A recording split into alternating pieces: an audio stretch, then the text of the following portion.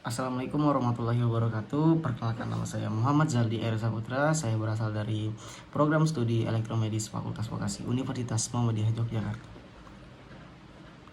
Jadi kali ini saya akan mempresentasikan makalah PPKN yang berjudul Membentuk Karakter Jiwa Pahlawan Bagi Remaja Melalui Adat Istiadat Pasir, Kalimantan Timur.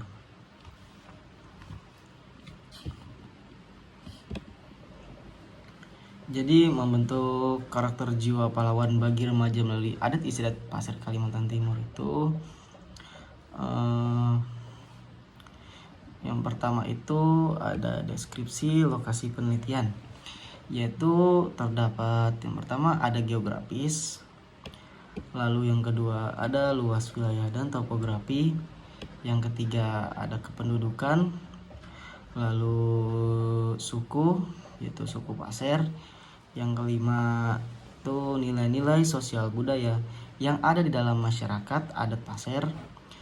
Lalu setelahnya ada nilai-nilai sosial budaya yang masih bertahan dan terus digali oleh lembaga adat Pasir. Lalu setelah itu yang pertama geografis.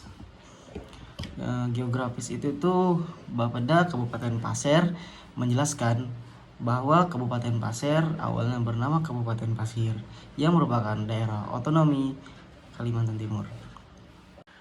Lalu yang kedua, luas wilayah dan topografi. Berdasarkan data Bapeda Kabupaten Pasir, luas wilayah Kabupaten Pasir sebesar 11.603,94 km persegi, meliputi wilayah darat dan laut. Di antaranya kecamatan-kecamatan yang ada di Kabupaten Pasir, Kecamatan Longkali merupakan kecamatan yang memiliki luas wilayah paling besar karena mencakup 20,56% dari luas keseluruhan Kabupaten Pasir. Sementara itu, Kecamatan Tanah Grogot memiliki luas paling kecil di antara kecamatan-kecamatan yang ada di Kabupaten Pasir. Luas wilayahnya hanya mencakup 2,89% dari luas keseluruhan Kabupaten Pasir. Lalu yang ketiga ada kependudukan. Berdasarkan data Bapeda Kabupaten Pasir, kependudukan merupakan faktor yang sangat strategis dalam kerangka pembangunan nasional. Hal ini dikarenakan kependudukan atau dalam hal ini adalah penduduk merupakan pusat dari seluruh kebijakan dan program pembangunan yang akan dilakukan. Masalah kependudukan memiliki posisi yang sangat penting bagi pembangunan daerah, sehingga data kependudukan sangat diperlukan sebagai penentu kebijakan maupun perencanaan program. Lebih luas lagi, data kependudukan dapat digunakan sebagai bahan evaluasi kegiatan yang lalu dan yang sedang berjalan, bahkan dapat memperkirakan bentuk dan volume kegiatan yang akan dilakukan di masa yang akan datang. Lalu yang keempat, suku Pasir. Suku Pasir itu merupakan salah satu suku asli di Kalimantan. Banyak yang mengatakan bahwa suku Pasir ini adalah Dayak. Itu keliru. Penyebutan nama Dayak muncul sejak masa Belanda, sehingga orang-orang dari luar pulau Kalimantan mengatakan bahwa orang Kalimantan adalah orang Dayak, seperti yang dikatakan Harmansyah dalam wawancara tanggal 26 Maret 2017. Dayak ini kan sebutan dari luar. Orang luar menamakan orang Kalimantan itu Dayak. Orang luar dari orang Kalimantan mengatakan orang Kalimantan ini Dayak. Jadi munculnya Dayak ini bahasa Dayak, atau mengatakan Dayak orang dari luar ini di zaman Belanda itu muncul bahwa orang Kalimantan itu orang Dayak, sehingga orang-orang di Jawa, Sulawesi, Sumatera mengatakan bahwa orang Kalimantan itu adalah orang Dayak. Banyak versi yang menjelaskan apa Pasir ini sebenarnya. Jadi pada penelitian ini, penelitian akan memaparkan 3 versi berdasarkan penyampaian tokoh dan data sekunder berupa buku-buku. Penelitian tidak akan mencari versi apa yang benar, namun hanya memperjelas bahwa Pasir bukanlah Dayak namun bersaudara. Jadi versi yang pertama itu istilah Pasir diambil dari beberapa kata, yaitu P yang berarti penduduk dan bahasa Indonesia kemari, A yang berarti asal, S yang berarti sama, E yang berarti era dalam bahasa Indonesia, dan R yang berarti rata atau berdiri sama tinggi untuk sama rendah. Lalu versi yang kedua, istilah Pasir berdasarkan namanya, yaitu PA yang berarti terang dan SER yang berarti sebuah keinginan, jadi keinginan yang terang, seperti yang dikatakan Harmansyah dalam wawancara tanggal 26 Maret 2017. Lalu versi yang ketiga, istilah pasir itu berasal dari sebuah nama orang yang zaman dahulu pernah mendiami daerah ini.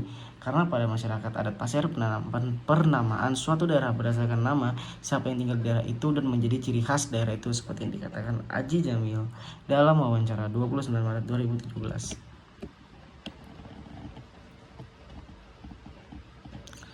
Lalu yang kelima, nilai-nilai sosial budaya yang ada di dalam masyarakat pasir. Sebelum membahas masalah pelestarian nilai-nilai sosial budaya suku Pasir, penelitian ini membatasi ruang lingkup dari apa saja yang pelestarian nilai-nilai sosial budaya Pasir. Pada penelitian ini, selain pelestarian yang dilakukan oleh lembaga adat Pasir, peneliti juga menggunakan data sekunder seperti buku dan media sosial yang berhubungan dengan nilai-nilai sosial budaya suku Pasir. Karena nilai-nilai sosial budaya Pasir sampai saat ini masih dalam tahap penggalian, sejak sebab runtuhnya kerajaan Pasir sekitar tahun 1900 sampai saat ini. Sejak saat itu kebudayaan Pasir mengalami kemunduran. Lalu yang keenam, ada nilai-nilai sosial budaya masih bertahan dan terus digali oleh lembaga adat Pasir. Yang pertama ada seni tari. Jadi seni tari atau tuyo, kata tuyo dalam bahasa Pasir berarti tari. Dalam bahasa Indonesia, tarian khas suku Pasir yang saat ini tergali oleh lembaga adat Pasir meliputi beberapa jenis, yaitu tari ronggeng, tari gintur, tari agong. Selain itu, berdasarkan data Dinas Pariwisata, Seni dan Kebudayaan Kabupaten Pasir masih ada jenis tari rembara, tari Jepen, Muslim, dan Jukuan Daya Taka, tari singkir, gendang agong, petikan muara adang, dan irama tengah malam. Adapun penjelasannya yaitu tari ronggeng itu sendiri merupakan tarian khas suku Pasir yang sudah ada sejak zaman dahulu. Tarian ronggeng sendiri banyak jenis caranya ya, tapi namanya mencakup ronggeng, biasanya diiringi lagu-lagu yang maknanya berpantun dan nasihat. Lalu ada tari gintur. Seni tari gintur pun merupakan tarian khas suku Pasir yang menceritakan penyambutan sang pahlawan yang baru kembali dari medan perang. Lalu ada tari agong.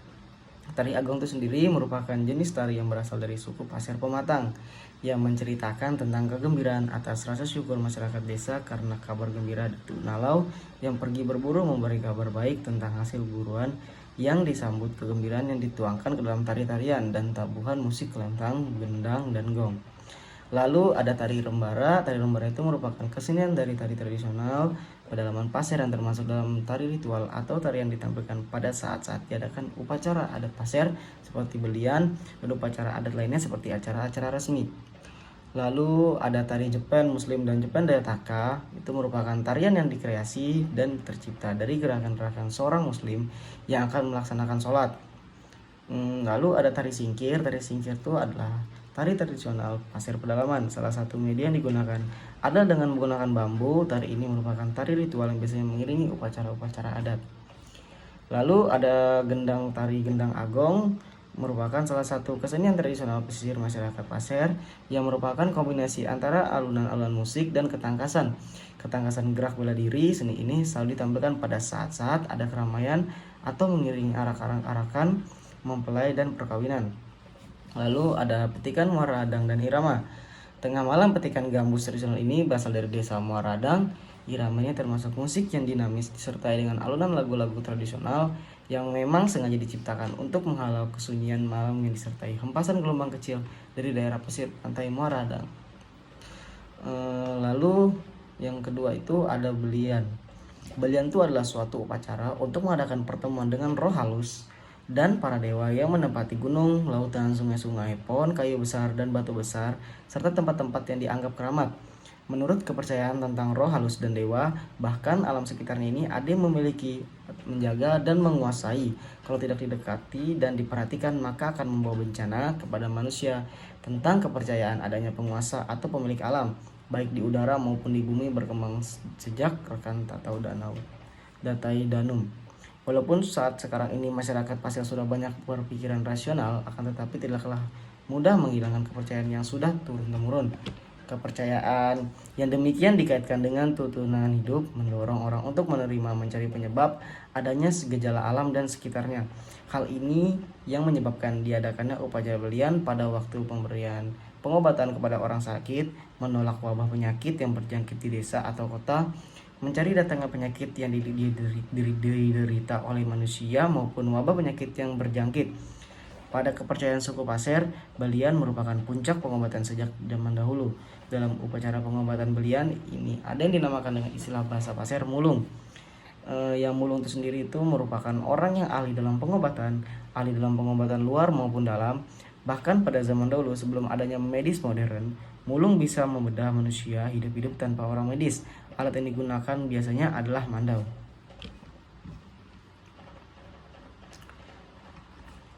Lalu kesimpulan dari makalah ini berdasarkan data hasil penelitian yang telah dideskripsikan sebelumnya, maka dapat disimpulkan temuan terkait peran lembaga adat Pasir dalam pelestarian budaya lokal di Kabupaten Pasir, Kalimantan Timur sebagai berikut. Yang pertama itu, apa saja sih nilai-nilai sosial budaya lokal di masyarakat adat suku Pasir? Dari sekian banyak nilai-nilai sosial budaya yang dimiliki masyarakat suku Pasir, masih banyak sekali yang belum tergali dan saat ini masih dalam proses penggalian oleh lembaga adat Pasir. Adapun nilai-nilai sosial yang dimiliki yang berbentuk mistik seperti kepercayaan serta religi dari masa lampau hingga masuknya Islam, peralatan yang diciptakan dalam kehidupan, penerapan hukum adat dan pelestariannya yang saat ini dilakukan oleh lembaga adat Pasir sangat berdampak baik dalam kehidupan masyarakat adat suku Pasir yang selama ini menjadi minoritas di daerahnya sendiri, sehingga dapat menjadi identitas masyarakat adat Pasir di tengah masa modern yang dihadapi saat ini dan masa depan. Lalu, bagaimana lembaga adat Pasir menjalankan perannya? Lembaga adat Pasir yang berdiri sejak tahun 2000 ini mengalami jalan di tempat dalam beberapa masa karena banyaknya hambatan yang dialami, sehingga saat ini dalam menjalankan perannya dalam melestarikan nilai-nilai sosial budaya Pasir dengan cara sosialisasi ke daerah-daerah atau ke desa-desa serta ke pelosok desa untuk memberikan pengarahan agar masyarakat suku Pasir tetap melaksanakan nilai-nilai sosial dengan membentuk tempat-tempat latihan kesenian seperti tarian-tarian, ilmu bela diri, dan sebagainya, sehingga warisan leluhur tidak punah dengan kesamaan visi dan misi lembaga adat Pasir sebagai struktur dengan visi dan misi ketua lembaga adat Pasir serta pengurusnya sebagai agen, menjadikan agen dan struktur ini dualitas yang saling membutuhkan dan mendukung dalam setiap kegiatan-kegiatan dalam mempertahankan identitas masyarakat adat suku Pasir dalam menghadapi perkembangan zaman yang semakin modern. Lalu ada efek faktor penghambat dan pendukung. Dalam menjalankan perannya, lembaga adat Pasir mengalami banyak sekali hambatan seperti kurangnya dana yang dimiliki sehingga pengurus dan masyarakat adat Pasir mengumpulkan dana secara swadaya sendiri untuk melestarikan nilai-nilai sosial budaya lokal masyarakat adat suku Pasir. Walaupun sudah ada Perda Nomor 3 Tahun 2000 sebagai payung hukum dan pendanaan, namun realisasinya masih dalam bentuk harapan. Selain itu, generasi muda Pasir pun masih belum memiliki minat yang cukup besar dalam pelestarian budaya Pasir, serta kurangnya tokoh-tokoh yang menjadi narasumber dalam penggalian nilai-nilai sosial budaya Pasir semakin membuat lambannya penggalian yang dilakukan oleh lembaga adat Pasir maupun faktor pendukung yang diterima oleh lembaga adat Pasir adalah kerjasamanya dan semangat yang memiliki ketua yang dimiliki oleh ketua dan pengurus serta masyarakat adat suku Pasir dalam pertahanan nilai-nilai sosial budaya Pasir, karena saat ini masyarakat adat suku Pasir minoritas di daerahnya itulah yang memanggil jiwa mereka dalam menjalankan lembaga adat Pasir untuk menyamakan Pasir dengan suku-suku lain yang ada di Indonesia. Mungkin itu saja yang dapat saya presentasikan dari makalah saya kali ini. Kurang lebihnya mohon maaf. Wassalamualaikum warahmatullahi wabarakatuh.